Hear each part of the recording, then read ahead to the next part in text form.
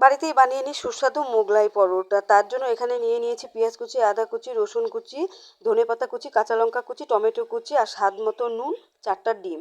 আপনারা একটা ডিম দিয়েও করতে পারেন, আমি একটু বেশি করে বানাবো তাই 4টা ডিম দিয়েছি। এবার সবগুলো ভালো করে ফেটিয়ে নিব।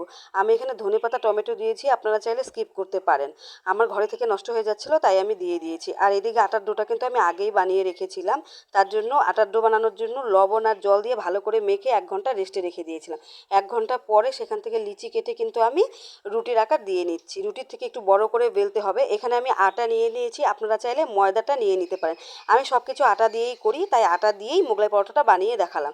এবার এদিকে যে মশলাটা করে রেখেছিলাম সেই রুটির উপরে সেই মশলাটা দিয়ে ভালো করে চামচ দিয়ে সম্পূর্ণটা মেখে নিলাম। মেখে এবার 4 পাশ থেকে ভাঁজ করে মোগলাই পরোটার শেপটা দিয়ে নিলাম। এদিকে গ্যাসে তাওয়াতে তেল গরম করতে দিয়ে দিয়েছিলাম, সেই তেলের উপরে আমি কিন্তু পরোটাটা ছেড়ে দিলাম।